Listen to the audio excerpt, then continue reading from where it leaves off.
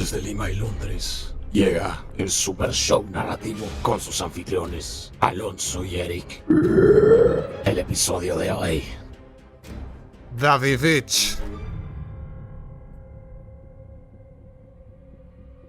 Si es así, déjalo ir. Hechizado, encantado por ti.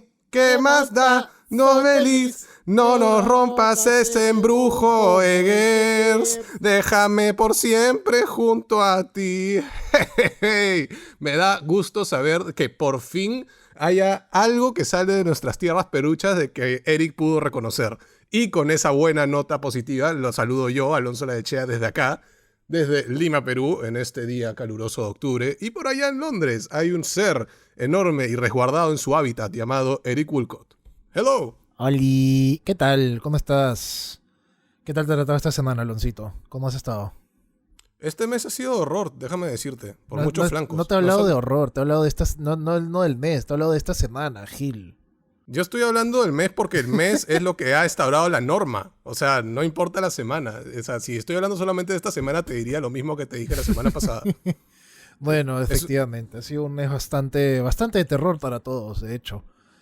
Por nada es octubre, por nada es el mes de Halloween.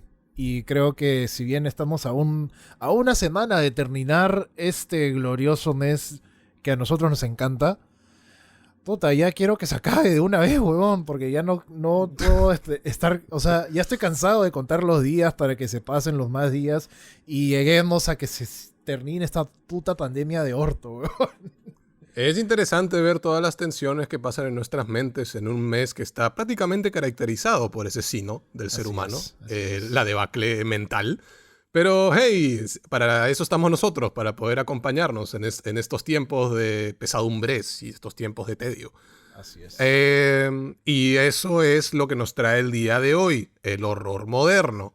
No estamos hablando de la pandemia, obviamente. Estamos hablando de lo que en la década del 2010 hasta el 2020 actualmente ha habido este pequeño peldaño que me gusta denominarlo como la exploración académica y psicológica del horror, que ha venido desde hace ya varias décadas. O sea, si estamos hablando de The Exorcist, si estamos hablando de The Shining, si estamos hablando de Silence of the Lambs, si estamos hablando del Orfanato, que son las películas que han encabezado nuestras listas de visionados en esta segunda etapa de la temporada de thriller y horror. También tenemos que entrar en contacto con el horror que está comenzando a cautivar nuevamente a los cinéfilos. Y corrígeme si me equivoco, Eric, pero desde los 2000 hasta los 2010 este tipo de estudios era un poco raro, o por lo menos se quedaba bastante en las líneas independientes, porque cuando ahora estamos hablando del advenimiento de A24, estamos hablando también del advenimiento de la popularización de los festivales europeos, estadounidenses. Ahora el cine de nicho está mucho más en boga. Ahora estamos con un buffet mucho más amplio. Si antes solamente teníamos un buffet italiano de pastas, ahora tenemos un buffet intercontinental de pastas, sushi, comida criolla, etcétera, etcétera.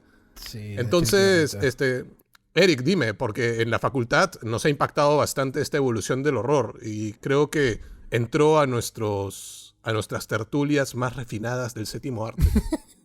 Sí, de hecho, como tú dijiste, ¿no? Llegando o terminando los 2000, pasamos por una época, los años oscuros del cine de horror, junto a los cines de los 90, como me gusta pensar a mí, que el cine del género se había visto bien decadente ya, ¿no? Si bien tuvimos grandes películas en esa década, como lo fue El Orfanato, que hablamos la semana pasada, como fue también The Mist del mismo año, si no me equivoco, como fue también mil y un más que también se lanzaron en esa década. En general la calidad de este cine había bajado mucho, valgan verdades, y se había reducido al mínimo denominador, que era el screen horror, por así decirlo, ¿no? Los jumpscares, abundancia de ellos, historias que se dejaban a un lado para darle prioridad a este estilo cinematográfico mucho más en tu cara, valga la redundancia, para interesante asustarte. descripción. Es que Es así, simplemente, ¿no? Obviamente ya los inicios de los 2010 es que se empieza a surgir una especie de onda indie en el cine, ¿no? Y de hecho en los inicios de los 2010, en el 2012 precisamente, es que se funda A24, el estudio independiente que ahora todo el mundo ama, porque es donde salen las mejores películas, da la verdad, o De al menos lejos. en mi opinión. Me parece que Alonso, ¿tú estás de acuerdo con eso? Totalmente. Sí, pues, y bueno, si bien a lo largo de esta década también hemos tenido películas que encajaban en esa descripción que acabo de dar, ¿no? De jumpscares baratos. Igual hubieron muchas películas ya independientes, ¿no? Que salieron y tomaron bastante fama por su calidad, sobre todo por sus historias y por la habilidad de la gente alrededor de estas películas contando estas historias, ¿no? Y hoy día les traemos la que probablemente, y esto es algo que estuve hablando con Alonso ayer, probablemente también considere una de las mejores de los últimos años. Aún así, esta opinión suele cambiar conmigo. Es algo que justo le decía a Alonso ayer. Siento que si me preguntas en otro día, yo te voy a decir que de repente otra película es mejor que esta. Pero al menos en ese momento, en esos últimos años, en esta última década, sin contar el 2019, por favor. En esta última década yo siento que esta película es la que más sobresale. Y esa película es la que ya Alonso mencionó en esta bella introducción que tuvimos, que se llama The Witch, o The Witch, si quieres decirlo textualmente, ¿no? Hasta el día de hoy no descifro, sin tener que investigarlo, por qué alguien separaría las Ds. Pero, en fin, esta película siempre fue De hecho, vista con el halo. De hecho, en una entrevista Robert Eggers explica que separan las Ds porque en el idioma, o en el inglés de esa época, del siglo XVII, que es donde se sitúa la película, no existía la W. Entonces simplemente decidieron reemplazarla y por el dialecto de la época, que es totalmente válido, pero era el dialecto de la época porque esa no es porque la razón que me acabas de dar es que no existía la W. Sí, pero y bueno, ¿se decía así?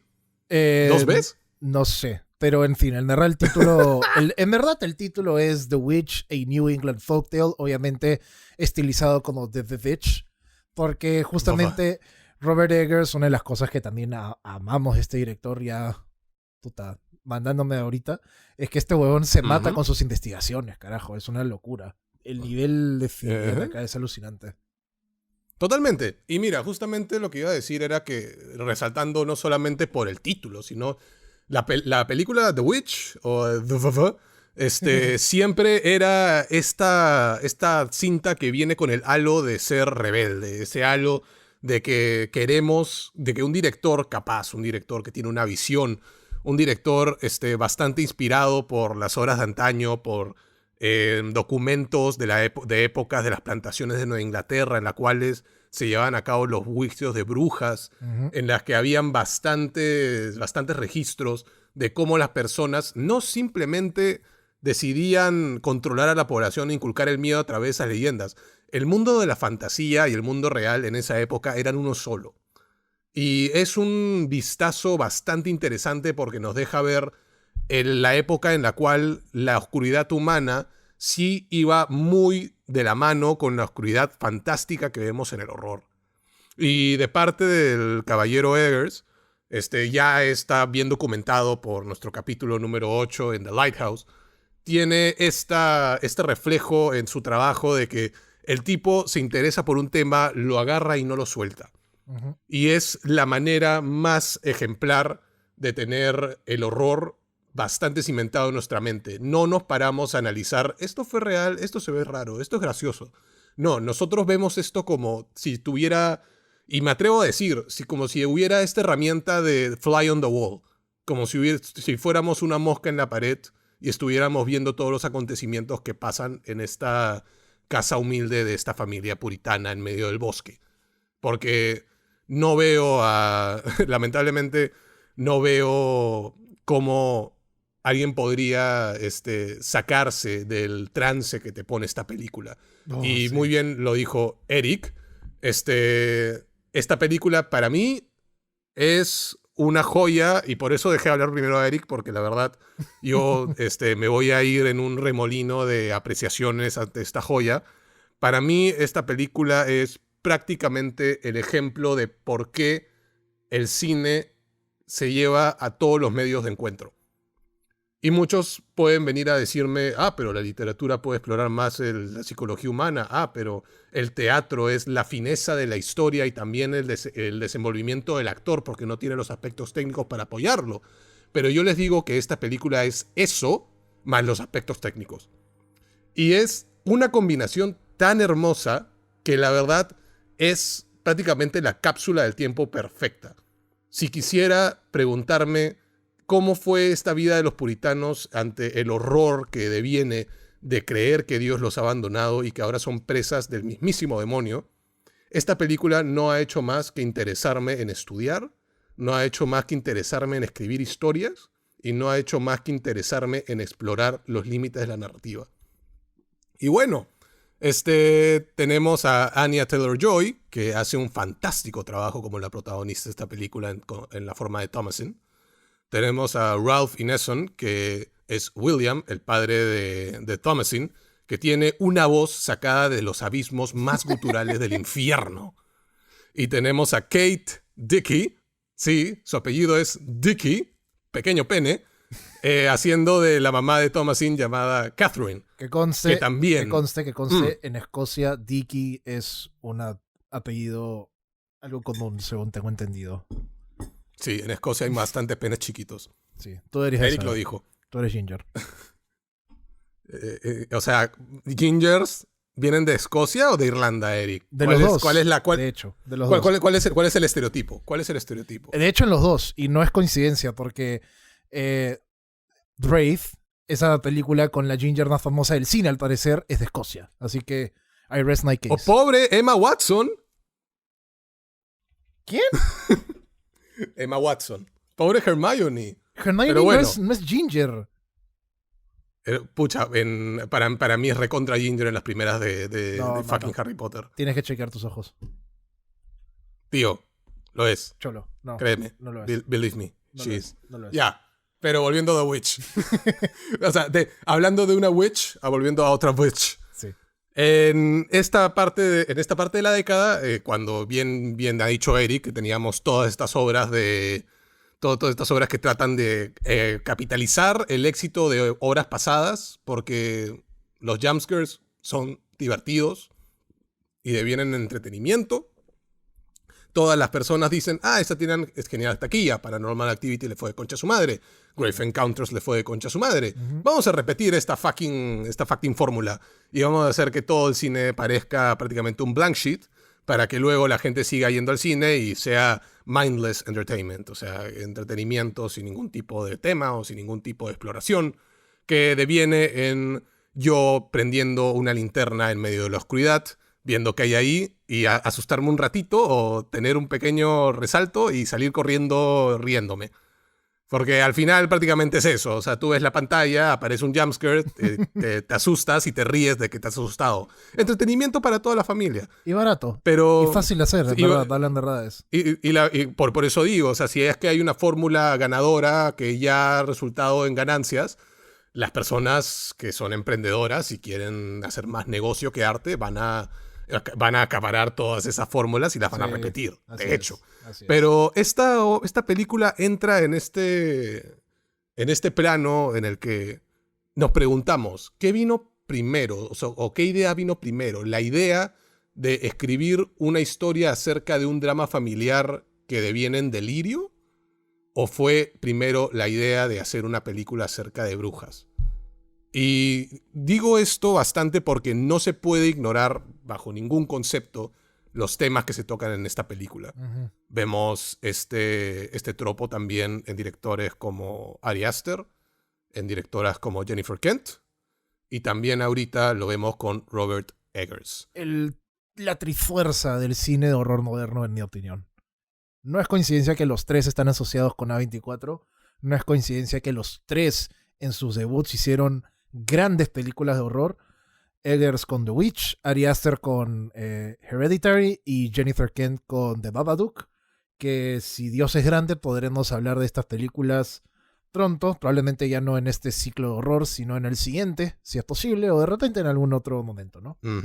Totalmente. Y son temas que la verdad me da bastante, o sea, para mí me da bastante alegría el hecho de que en un paraje donde muchos pesimistas dicen que el horror ha muerto, gracias a los ejemplos que dimos hace un rato, tenemos la certeza de que hay estos directores que están dispuestos a salir y hablar de temas controvertidos, hablar de temas profundos, hablar de narrativas que no solamente exploran, como bien dije la semana pasada, monjas que aparecen de la nada, te asustan y se van, sino estamos hablando de lo más oscuro, profundo y sádico de la mente humana, que ya venía desde hace mucho tiempo, la verdad. Una de las grandes inspiraciones de Eggers para esta película es una película muda llamada Haxan, acerca de también un aquelarre de brujas y también adoración al diablo, y cómo era esta sociedad puritana o esta sociedad eclesiástica bastante mal vista por sus excesos. Y para mí esta película de horror es un poco eso.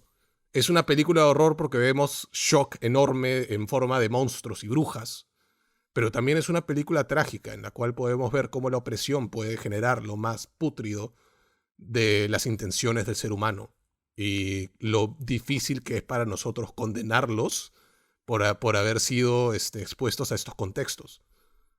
Y bueno, aquí quisiera poner el hincapié para preguntarte, Eric, ¿cuál ha sido tu concepción o cuál ha sido tu valoración principal hacia esta película? Me interesa saber. Me van a odiar, pero la primera vez que la vi era un chibolo pulpín que no sabía nada de la vida. Hace 5 años. Hace 5 años. Me acuerdo que la vi en el cine con un amigo. Habla, Shu, ¿qué tal? ¿Cómo estás? Ahí está, mi pata.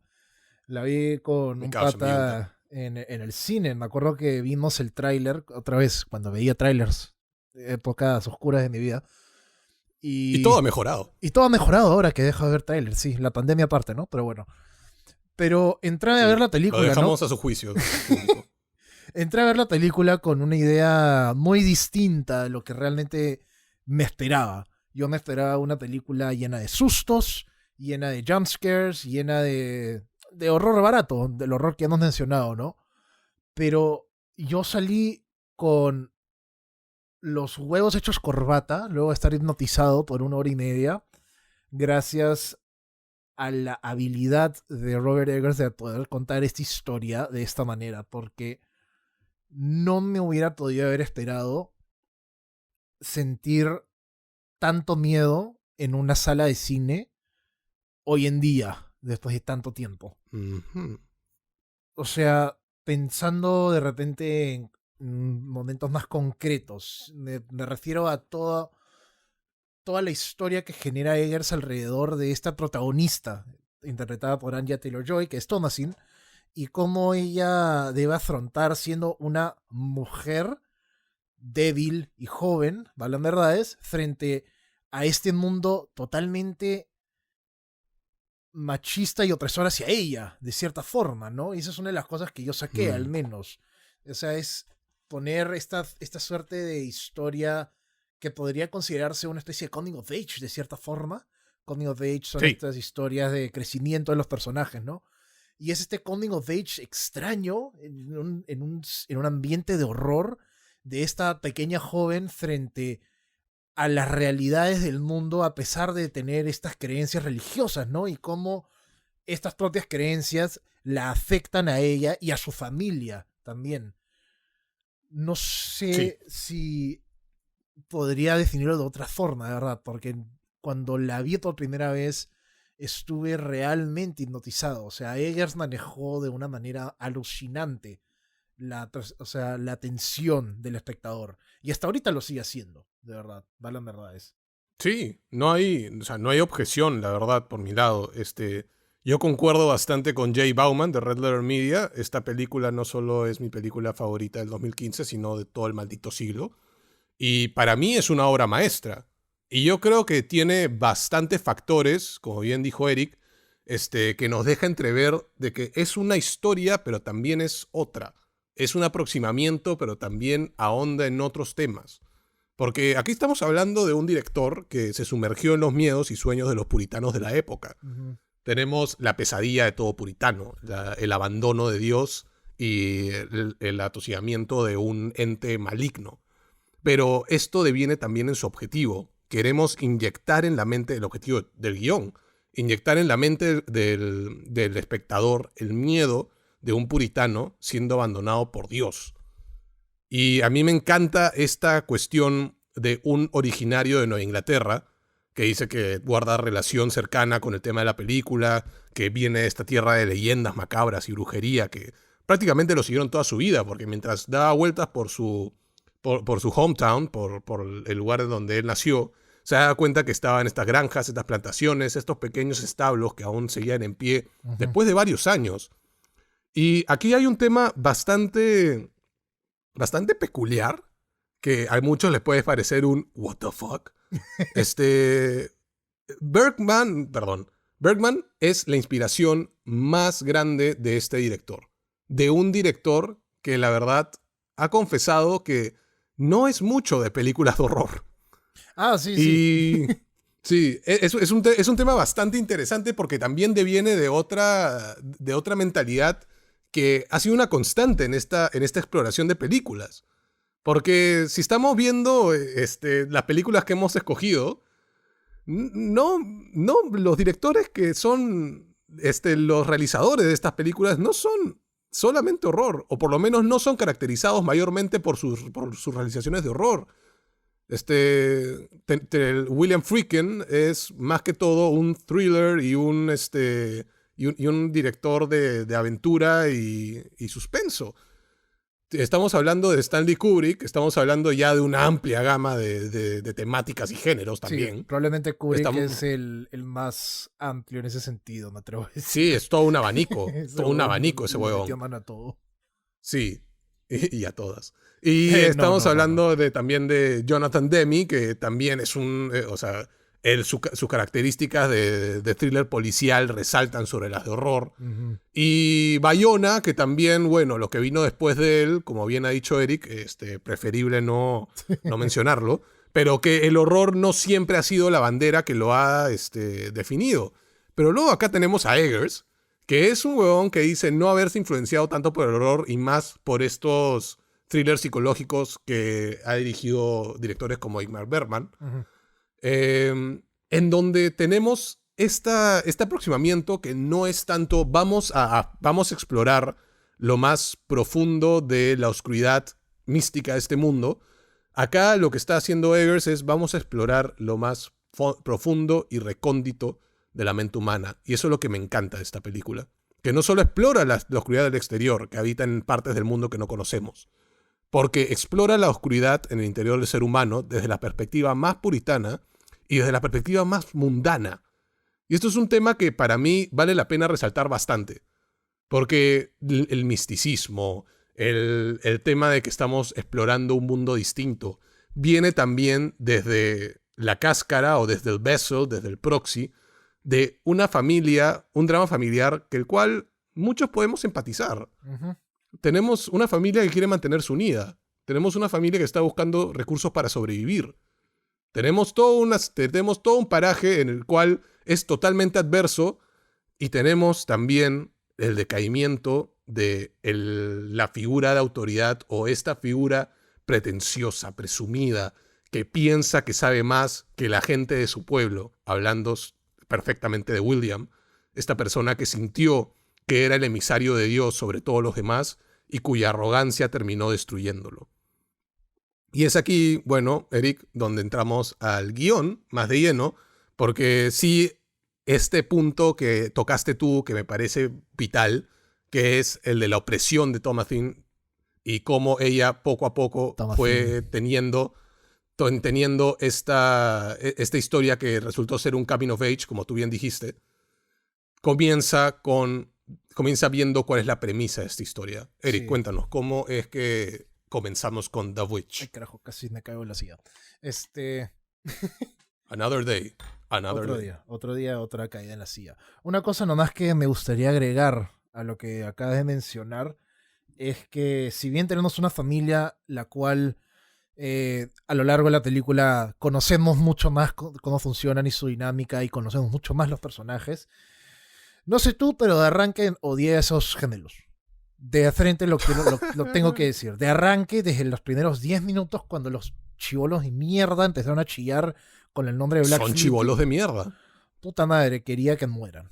Y spoiler alert. Son chibolos de mierda. Y spoiler alert, mueren. Pero en fin. Eh, la película empieza con la familia siendo expatriada, ¿se puede decir? No sé si ese es el término correcto. Excomunicada. Excomunicada, gracias. Siendo excomunicada, siendo botada de su comunidad, de su plantación donde estaban viviendo luego de haber llegado desde Inglaterra. Una excomunicación que el padre toma con fuerza y con aire, diciendo que él Voluntaria. es capaz. Claro, voluntaria, de hecho. De una manera feliz, porque él quería salir, él quería tomar las riendas de su vida, por así decirlo, ¿no? Y se va con toda su familia. Él era más puro. Claro, así es. Y no perdemos tiempo, o mejor dicho, Eggers no pierde el tiempo. Y en los primeros 5 minutos vamos conociendo un poco a la familia, quiénes son, conocemos a Thomasin, que es la protagonista, y ella está teniendo un inocente juego de peekaboo con su hermanito bebé recién nacido, el adorable Richard. quiero Samuel. decir, se llama Samuel. gracias. No sé qué me pasa a mí en Gerardo, Javier, Peter. Miren, la semana Oscar. pasada era Simón y ahora es Oscar. Samuel. Oscar, puta madre. Estaba jugando con su hermanito el peekaboo. You're not a children guy. I can No, see. sí, no soy un hombre familia, yo creo. Está jugando con su hermanito y de la puta nada desaparece. Desaparece, ¿no? O sea, no está, se fue. Puf, aire, chau. Tierrita, nada más, se fue. Y resulta, conocemos inmediatamente después, otra cosa que Eggers no pierde el tiempo en mostrarnos, que hay una bruja. Hay una entidad en el bosque que rapta el hijo. Y voy a dar un pequeño disclaimer. Esta escena es bastante grotesca y bastante gráfica. Gráfica no sé, pero grotesca sí es. No sé. Es gráfica, weón. Es que Es, no es muy gráfica. no vemos realmente. En fin. No vemos al No bebé vemos el descuartizado, acto. ¿no? Exacto. Pero No vemos el acto de la descuartización sabemos. del bebé, pero sabemos. sí. Y bueno, como ya podrán inferir, la bruja descuartiza al bebé, prepara una especie de baño de sangre con la sangre del bebé, y se baña en esta sangre y flota, y vuela. Y así es como empieza la película. Y yo cuando vi eso dije, estoy totalmente enganchado, muéstrame el resto, quiero saber más, porque no creo yo que haya una mejor forma de empezar una película después de habernos mostrado la situación en la que va a estar esta familia, para que nosotros querramos saber qué chucha va a pasar. Obviamente después sabemos que la bruja se llevó al hijo, sabemos que Thomasin va a estar enrollada en este problema con sus hermanos que son unos gemelos, que son unos mocosos de mierda. Y en fin, y todo lo demás, y puta madre. O sea, hablar solamente de esa intro me ha traído de nuevo escalofríos. Estoy tratando de calmarme un poquito más, no sé si se habrán dado cuenta. Sí, la verdad sí. Tengo también lo mismo. Me pasó una pequeña corriente por la columna. Sin tratar de ser tan sensacionalista con la promoción de esta película, que la verdad se lo merece. Tengo 2 takeaways bastante importantes de estos primeros momentos, que es uno, todos estos dos takeaways encapsulados con el título "La ambigüedad la tiramos por la ventana". Y esto me parece que entra en total beneficio con la película. Primeramente, hay una tendencia del horror que también la hemos visto en las películas que hemos analizado en esta segunda parte de la temporada de thriller y horror, que tiene bastantes momentos en los cuales la exposición nos hace esperar. Y hay momentos en donde dicha exposición requiere de un momentáneo pare o un momentáneo break en la película para que se expliquen dichos hechos. Y eso no está mal. El tema acá es que lo que ha hecho Eggers es, me cago en la nota, ustedes saben qué carajo está pasando aquí, no necesito deletrearles que es una bruja, no necesito deletrearles lo que ha hecho con el niño, no necesito decirles cuáles son las intenciones de esta bruja, solamente sit back, strap in y disfruten esta montaña rusa de tinieblas, horror y escenas gráficas. Y esto deviene al otro tema de que cuando ya no hay ambigüedad, cuando el público muy bien puede intuir cuál es la información que tiene que ser digerida de esta escena, nos quedamos con pura, llana y hermosa tensión en cada uno de los aspectos de cómo se cuenta esta historia. No hay fallos en la motivación, no hay fallos en cómo es la visión de los personajes a futuro. No, se va Samuel, la bruja se baña en su sangre, empieza a flotar y luego pasamos a ya la historia en sí. Una familia tratando de sobrevivir con la falta de recursos y tenemos esta bomba debajo de la mesa, como bien lo define Hitchcock. Sabemos que hay una bomba, la bruja, y sabemos que está debajo de la mesa a punto de explotar. Y la mesa siendo el bosque en el que vive la familia. O sea, no y abajo todo del bosque, esto, entonces, sino adentro del bosque. Quién sabe, porque estaban debajo de un ditch prácticamente. Su casa era una cueva hecha improvisada, prácticamente debajo de un roble. Están prácticamente mimetizadas con el ambiente. Y ese es el tema que me lleva bastante a hablar de que ahora los aspectos técnicos son la pluma de este director al momento de tratar de establecer la tensión y el peligro que vive esta familia, que solamente quiere sobrevivir, que solamente quiere encontrar los recursos para alimentar a su familia y que ya no se mueran los demás como fue el destino de Samuel. Y es que Eggers también lo dice todo el tiempo, esta película huele a The Shining. Esta película también puedes encontrar bastantes señales de cómo los aspectos técnicos, de cómo la tensión, de cómo el tiempo que pasa, los cuadros estabilizados, todo el tema de música y también miradas, el blocking de las escenas, cómo podemos ver la motivación de los personajes bien caracterizadas en posturas. Como Thomasin cómo vemos la cara de Thomasin cuando pierde a Samuel y nosotros queremos tratar de descifrar qué debe estar pasando por su cabeza. La madre que llora sola detrás de una cortina mientras sus hijos están al lado, desesperación total. El padre que se ve andrajoso, que parece que no ha dormido en días tratando de buscar a su hijo. Y el hijo mayor tratando de descifrar si es que Dios los ha abandonado, porque cómo demonios una familia puritana que se hace llamar emisarios del Señor les ha pasado todas estas desgracias. Es este delirio, es esta ruptura de la arrogancia de esta familia, lo cual va a ser el camino limpio y el camino fino hasta los siguientes pasos.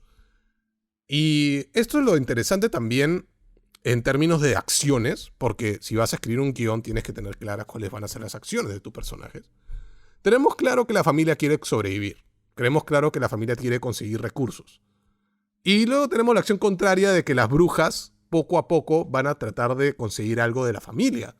Si no, ¿por qué rayos estarían atormentándolos todo este tiempo? Lo hermoso de esta película es tratar de descubrir cuál es el propósito de dichas brujas. Y siento que también esto es lo que nos da, este es el oro que nos da la falta de ambigüedad. Cuando sabemos que hay brujas, pero que necesitamos saber, o por lo menos nuestra mente nos impulsa a querer saber qué carajo quieren. Y bueno, luego aparece el tema con Caleb. Pasamos a la secuencia que tratan de buscar a Samuel, también tratan de buscar recursos. Y Caleb, sintiéndose un poco culpable por el hecho de que si no tienen recursos tienen que vender a Thomasin a otra familia. Él sale con ella a tratar de buscar un pequeño animal para comer y se topa con una sensual y voluptuosa bruja que después de días lo suelta y tenemos lo que para mí debe ser una de las mejores escenas en lo que actuación de niño se refiere. Porque si tenemos que hablar de historias, si tenemos que hablar de guiones, el guión no sirve de nada si es que no tienes a una persona apta, una persona con experiencia que pueda recitar tus líneas y recitar tus acciones de tal manera que lo vuelve extremadamente convincente.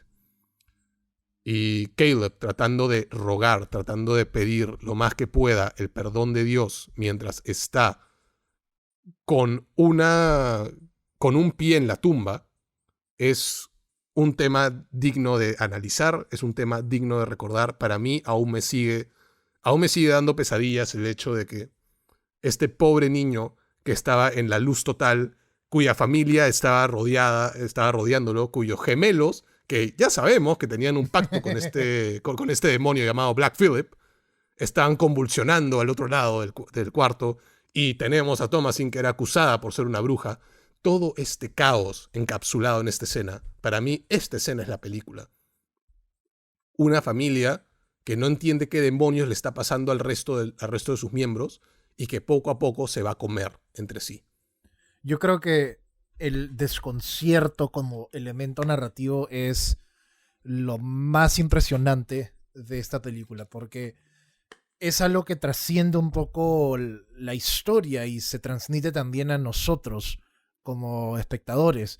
Si bien, obviamente, los que hicieron la película saben qué está pasando específicamente durante toda la historia, ver cómo una familia no entiende por qué les está yendo tan mal cuando ellos han sido tan fieles a su religión. Vemos que el padre lamenta que sus frutos no, o sus, ¿cómo decir? La cosecha de los frutos. Su cosecha. Sí, su cosecha no esté bien. Es una cosecha que está podrida, es una cosecha que no se puede comer. Vemos el desconcierto de la familia en esta escena que tú mencionas, cuando no entienden qué le está pasando a Caleb, y todo este desconcierto comunal de ellos también pasa a nosotros, porque nosotros queremos entender y tenemos una pequeña idea de qué puede ser, pero ¿realmente es eso? Esa es una de las preguntas, creo yo, que la película plantea desde el inicio y nos obliga a nosotros a responder, lo cual me parece fascinante. Y también resaltando sobre la escena de Caleb que tú estabas hablando ahorita, yo no puedo hacer más que pararme y aplaudirle a este chibolo. No me acuerdo su nombre, lo estoy buscando ahorita mientras hablo, para hacer un poquito de tiempo y que sea más natural. Hardy Screenshow, lo he dicho hasta el culo, estoy seguro su nombre. Mano, si estás escuchando esto, probablemente no lo estés escuchando, porque hablas inglés y no creo que hables español. Cholo, tu actuación en esta película ha sido espectacular. Honestamente, tú cargaste con todo el peso narrativo y emocional y me parece que es un logro alucinante. Y también le debo quitarme el sombrero hacia Eggers para cómo construyó esta escena, porque no solamente tuvimos una magnífica escena de tensión pura en la habitación, sino que es una tensión que se va construyendo desde antes. Tuvimos el setup de la separación de Caleb y de Thomasin en el bosque. Caleb llega a la choza, decirle así, de la bruja, donde vemos a la bruja, o ¿es una forma de la bruja de repente? Esta es otra de las preguntas que nos plantea la película y que nosotros tenemos que responder solos. Y toda esta tensión de qué les va a pasar a Caleb, qué va a pasar con Caleb, llega a su pico cuando vemos esta escena que, puta madre, si no tuviste escalofrioso la piel de gallina cuando la estabas viendo. Odio hacer gatekeeping, pero no puedes decir que te gusta el cine. Así de simple. Así de simple. Yo estoy totalmente de acuerdo. La verdad es que si estamos hablando en disección de escena, las acciones acá reflejan claramente cuáles son los signos de los seres humanos de esta historia. Porque tenemos familias que están tratando de defender a sus seres queridos, y a través de la protección divina. Por eso se fueron de la plantación. Por el hecho de que no sentían que estas personas, que recíprocamente se veían como herejes, podrían ser su pilar de salvación. Porque cuando ellos dicen, nosotros somos los verdaderos heraldos o somos los verdaderos servidores del Señor, entonces yo no me tengo que manchar con sus herejías, con su falta de visión o su falta de entendimiento de cómo ser un buen cristiano, y me voy de aquí para recibir yo la bendición de Dios y mantenerme fiel a sus principios. Pero lo que está pasando al final es una familia al borde del quiebre, al borde del quebranto, tratando de, a través de esta intervención divina, la acción es expulsar cualquier demonio, cualquier encantamiento que le hizo la bruja a este niño a través de plegarias. Y luego vemos cuál es la acción contraria de dicha intención. Los gemelos sugestionados por Black Phillip, por esta cabra demoníaca, son prácticamente bloqueados de este ritual.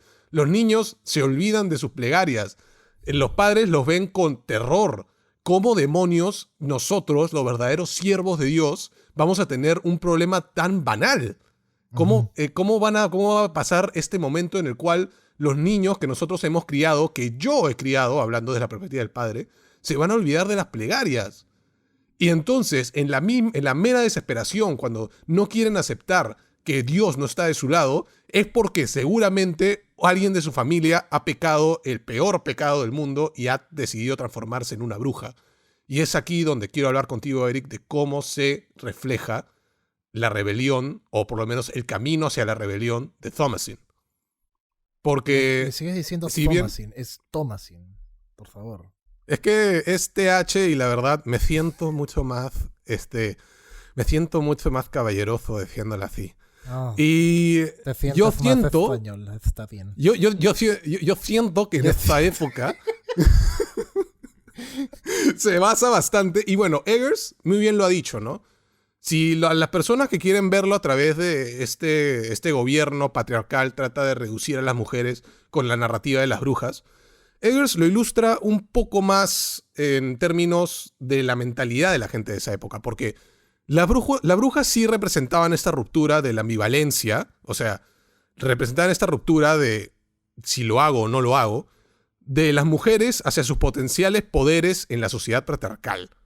Porque la bruja, por voluntad, obviamente por voluntad del demonio, según las creencias, es la antimadre, es la antiesposa, es lo opuesto a la serenidad y gracia.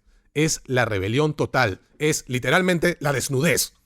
La chica se saca todas las cadenas de encima de una sociedad que simplemente no ha hecho nada más que limitarla, oprimirla y culparla. Y es a través de la culpabilidad que inicia cuando se le echa la culpa por el rapto de Samuel. Se le echa la culpa por salir con Caleb a buscar un recurso. Se le tilda de bruja en la escena anterior mencionada. Y tenemos todos estos pequeños puntos en el que Thomasin está entrando en este proceso de coming of age. Y ustedes tienen su Boyhood, ustedes tienen variadas películas en las cuales tienen Stand By Me, tienen variadas películas en las cuales los chicos van a aprender lecciones que van a cimentar sus valores y los van a volver adultos más capaces y más autosuficientes. En este caso, el coming of age de Thomasin, estamos hablando de una mujer que está entrando en conciencia. ¿Me quedo en una sociedad en la cual soy totalmente oprimida o me voy a una vida más libertina? Y no es coincidencia también, agregando a eso justamente, que los papás de Thomasin meten este tema de la pubertad de Thomasin y ella entrando en edad a la trama.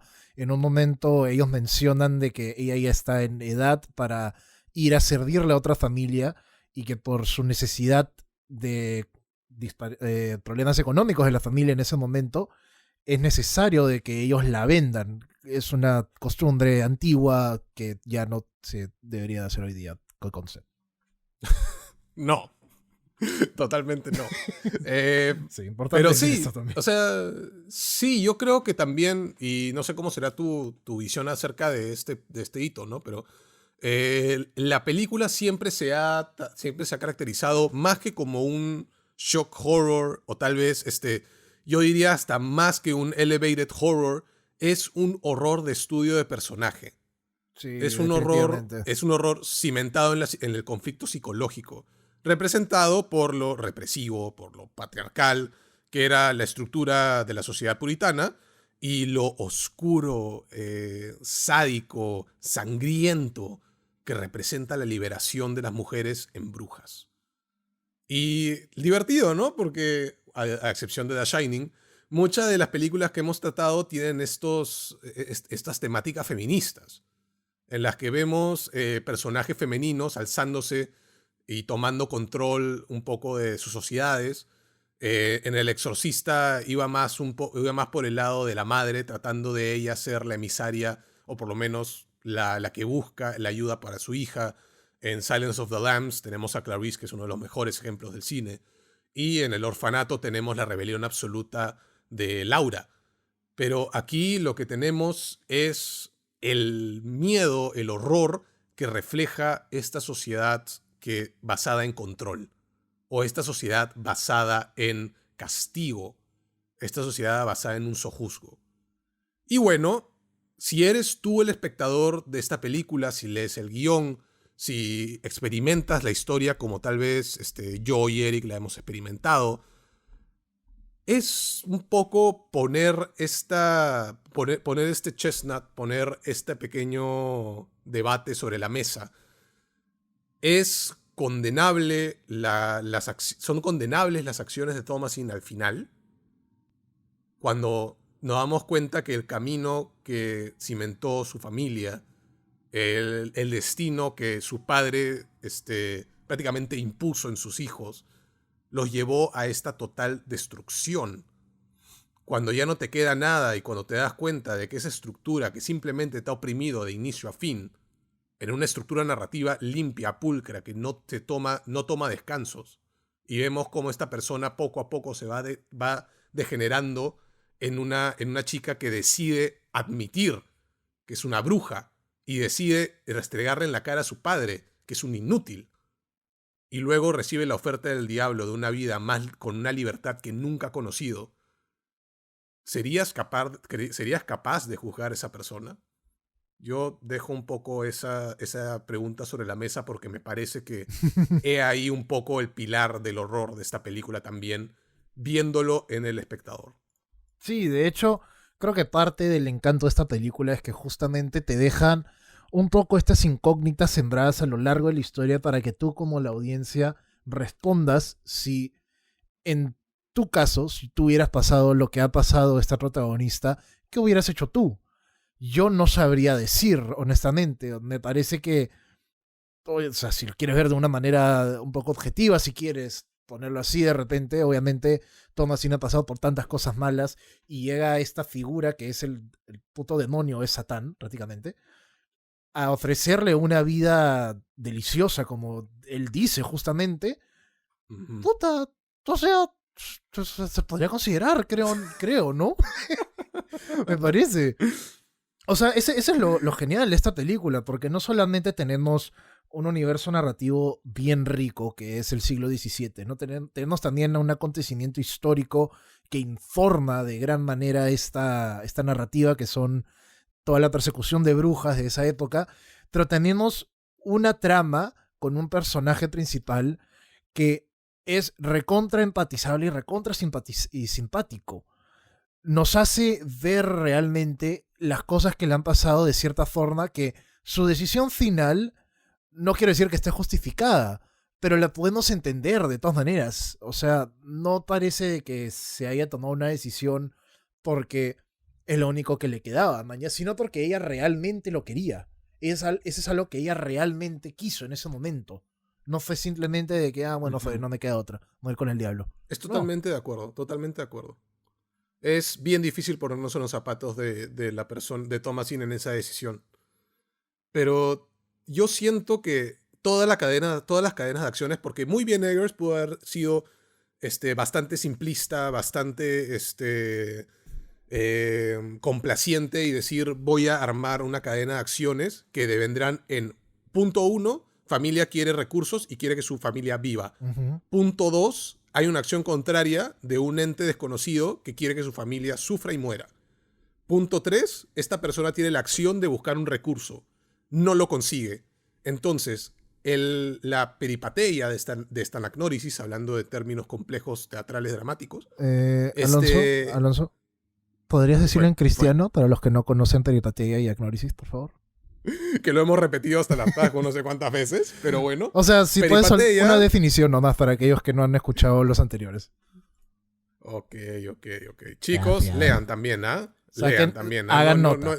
Tomen nota. Sí, No, no, no, y también lean, porque ahora les voy a hacer una definición bastante simplista.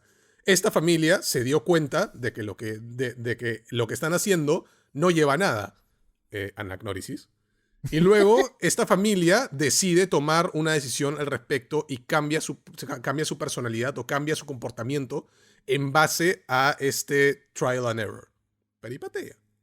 Cuando este cambio de personalidad llega o este cambio de comportamiento llega, comenzamos a ver cómo la desesperación de una persona que supuestamente es el emisario de la bondad de esta figura eclesiástica comienza a torturar, culpar y agarrar de chivo expiatorio a su hija. Porque también reflejamos bastante cómo este miedo o también este aspecto sublime que tiene el poder de las brujas era visto en estas épocas puritanas. Si es que algo malo pasaba o si es que había un indicio de encantamiento o embrujo de mala suerte, a la primera que le iban a tirar piedras era una mujer acusada de ser bruja. Y eso no era porque es una sociedad patriarcal, controlemos a las mujeres, es porque en su cabeza, en el razonamiento de estas personas, eso era. La fantasía se mezclaba perfectamente con la realidad. Ujú. Y obviamente, ¿no? Desde nuestra lupa moderna, sabemos que eso refleja una sociedad extremadamente opresiva para las mujeres. Pero también tenemos que meternos en los zapatos de las mujeres de la época también. Porque quién sabe si es que estas mujeres tan oprimidas y tan, digamos, enajenadas, tan alienadas por este discurso puritano, tal vez se autopercibían brujas. O tal vez pensaban que su hermana, su madre, eran brujas y por mandato, por convicción cristiana, tenían que llevarlas a la hoguera. Entonces, la pregunta que he dejado sobre la mesa yo creo que va mucho por el lado de exploren esta película. Ah, ya, ya. Exploren las motivaciones de estos personajes. Pensé que Exploren un poco. pensé que iba a decir la pregunta que dejo es, ¿tu mamá es una bruja? ¿Tu hermana es una bruja? Averígualo y después llama a este número. No dejemos que las brujas nos dominen. Llamen al ¿Qué más? 075. Hashtag burn your mom. Burn your witch. Claro, hashtag burn a witch. Como que chapa tu choro, chapa tu bruja. Claro, no sé, chapa weón. tu choro y ¿cómo era? Chapa tu choro y descuartízalo, creo. No, no era descuartízalo. No sé, weón. No quiero recordar las épocas, no quiero recordar esas épocas oscuras de la vida real que reflejan un poco el fanatismo de esta película. Pero sí, pero mira, al final de todo tenemos a esta familia que trató de sobrevivir, a esta persona que era la receptora de todas las culpas, y cómo al final todo esto generó este breaking point. Y me parece que este guión, como character study, es puramente eso. Refleja cómo la estructura patriarcal, puritana, y podría ser hasta muchas otras estructuras opresivas hacia las mujeres, pueden generar esta sensación de breaking point. Y no solamente a mujeres, a cualquier tipo de personas que puedan ser tratadas como ciudadanos de segunda categoría, o personas que no valen la pena, o personas que solamente están para cumplir un rol. Y eso es lo que demuestra un poco el lado humano oscuro de la ira, de la rebelión, del deseo de libertad, del sueño de la razón. Entonces, es un poco como decir, es como si hubiéramos visto la película Las Vírgenes Suicidas como si fuera una película de horror. Es como si hubiéramos visto un ejemplo mucho más, un ejemplo mucho más contemporáneo. Y estoy seguro que no has visto una película, Eric. Una película como Cuties, como si fuera una película de horror. Ya, ok. Por el hecho de que... Okay. Por el hecho de que estamos hablando de una persona que está buscando libertad. Y si recordamos la semana pasada, esta persona que buscaba libertad, esta persona que buscaba volver a sus años de enternecimiento, a los años de libertad infantil, pueril, que era Laura, ahora tenemos esta contraparte, que es una mujer tratando de buscar su libertad, destruyendo y quemando todo lo que fue esta sociedad, esta estructura opresiva. que la mantenía en cadenas. Y bueno, eso es el character study de The Witch. No sé, Eric, si tendrás otras apreciaciones en base al personaje. O sea, algo que sí es que en base al personaje creo que no tengo mucho que agregar, honestamente. Siento de que le has dado Ujú. bastante a los puntos claves que son justamente qué hace esta narrativa tan, no solo buena, pero tan importante, creo yo, para el cine en general, no solo para el género, porque explora estas temáticas que de cierta forma se tratan, no voy a decir que no, se han tratado en distintas maneras, en distintos géneros. Es bastante interesante ver cómo Eggers lo trata justamente bajo la lupa del horror en este escenario en el cual se aplican totalmente este tipo ¿cómo decirlo? No olvidé la palabra en español de nuevo, puta madre. Un escenario opresivo, Sí, opresor. opresivo, gracias. Ok. Sí, una última cosa que sí me gustaría agregar nomás, haciendo un pequeño throwback a lo que mencionábamos al inicio sobre las inspiraciones de Eggers. Creo que este es uno de los matrimonios más perfectos de lo que es el estilo cinematográfico de Kubrick más el acercamiento a la psicología de personajes de Bergman. Claramente. O sea, no solamente tenemos unos ambientes espectaculares a nivel de escenografía, pero que se muestran de una manera hermosa en cámara. O sea, Eggers utiliza ciertos planos y ciertas tomas donde tú te deja apreciar lo que está al frente tuyo, te deja verlo de una manera bastante hermosa, sin dejar de lado, obviamente, lo que es importante en esta historia, que es el estado psicológico de esta familia como conjunto, no solamente como personajes en particular, ¿no?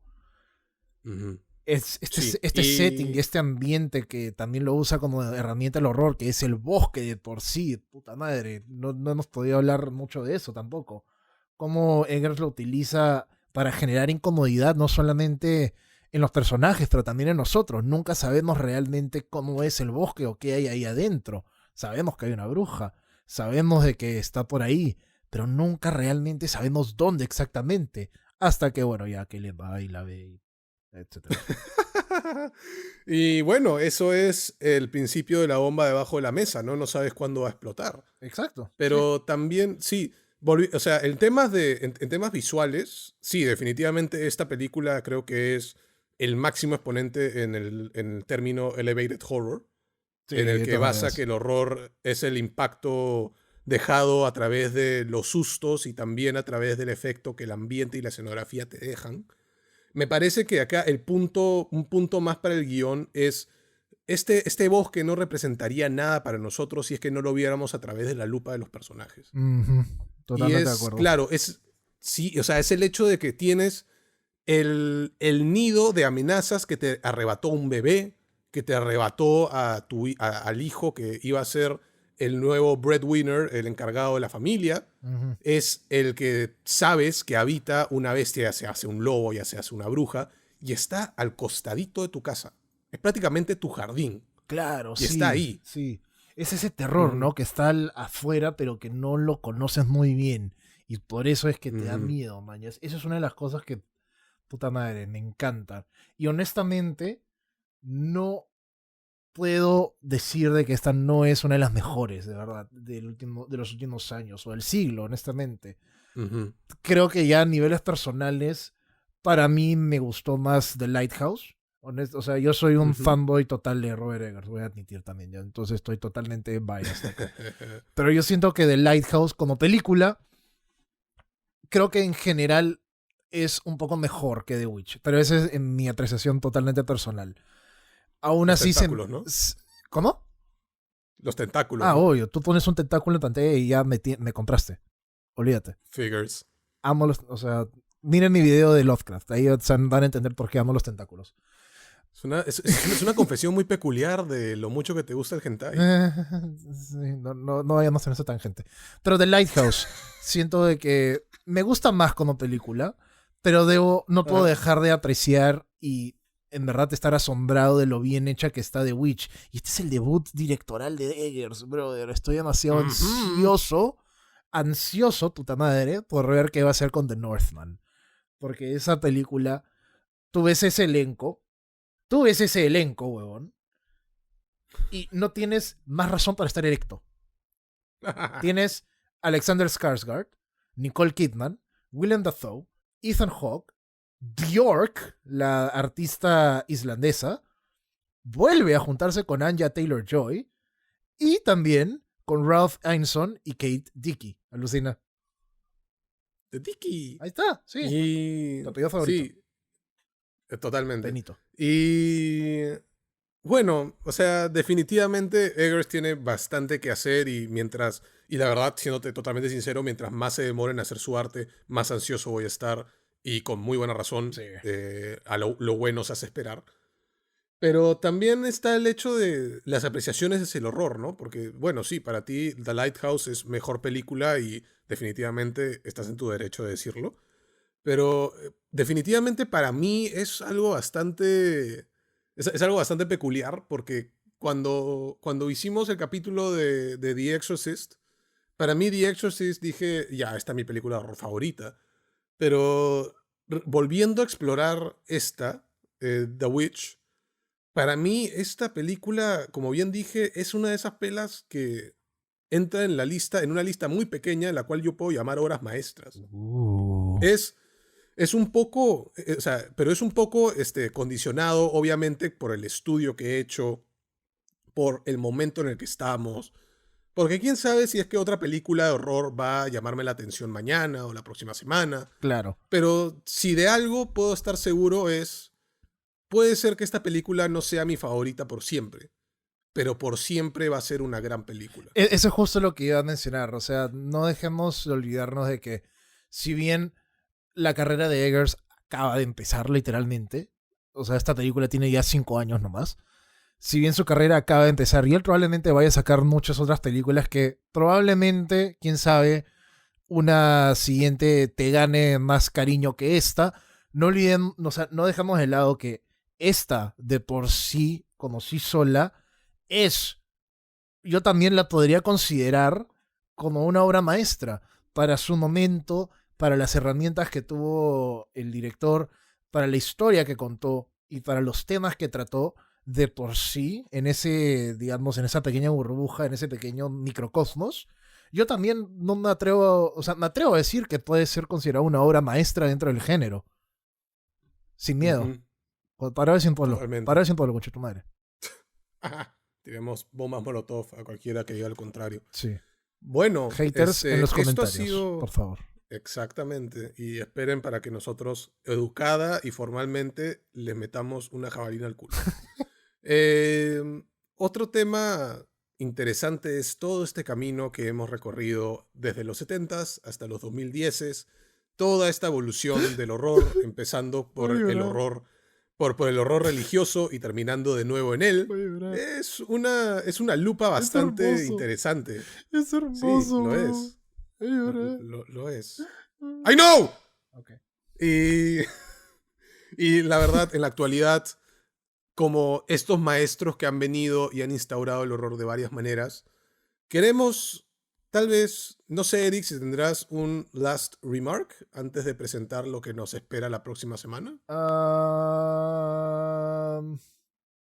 Hereditary no es mejor que The Witch, a pesar de lo que crean algunas personas.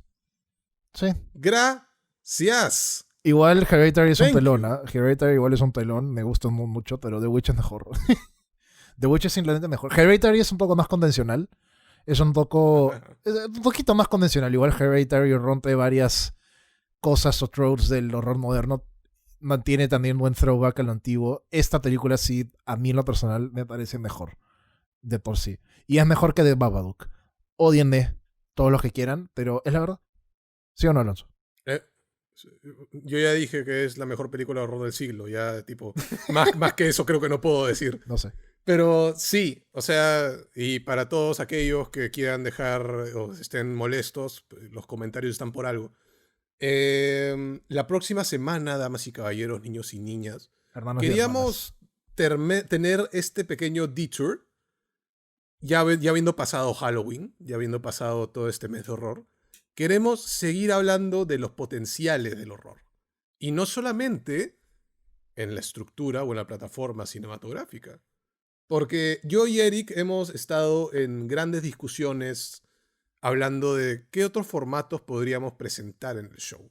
Y también qué otras historias en otros formatos nos han visto tener insomnio y también efectos físicos adversos al momento de leer sus historias. Así es, así es. Y yo quiero tener el privilegio de presentarles a ustedes. La próxima semana vamos a hablar de escalofríos de R.L. Stein. Ahí está, listo, lo dije. Sí, todas las entregas de Escalofríos, Sí. todos los malditos Va a ser un episodios de episodio Escalofríos. especial Más de cierre. la película de Jack Black. Exactamente, va a ser un episodio especial de cierre de temporada de 5 horas. Vamos a estar en stream, vamos a estar en Twitch, vamos a estar en Facebook Live también. No, mentira. Por favor, Alonso, sigue. Claro, Discord, por favor. Lo que vamos a presentar la próxima semana a todos los curiosos es el horror cimentado en el manga, en el cómic japonés.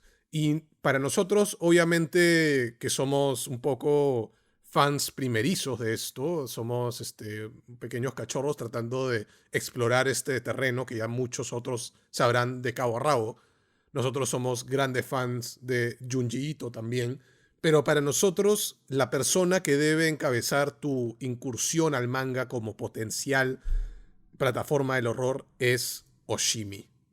Y no solamente el autor Oshimi, sino para lo que a mí, y me atrevo a decirlo porque yo sé que aún no ha acabado, pero aún así para mí es el impacto que me ha dejado hasta ahora en la historia, su más grande obra, llamada Chino Wadachi o Trail of Blood.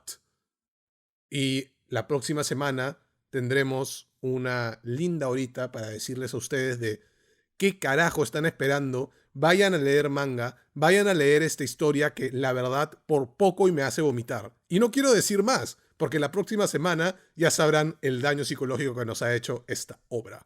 Yo soy Alonso Olaechea desde acá, Lima, Perú, y desde allá Eric en Londres. Eric, unos últimos saludos. Saludos a nuestro invitado especial que tendremos el próximo fin de semana, que todavía no podemos decir porque no tenemos confirmado, pero tendremos a uno. Y saludos a toda mi familia, que no los veo hace meses y los extraño. Y a mis perros. A toda mi familia que no me ha acusado jamás de ser una bruja. Nos vemos la próxima semana pasando este mes de horror para seguir hablando de horror. Nos vemos para hablar de la plataforma del manga. ¡Chao! Bye.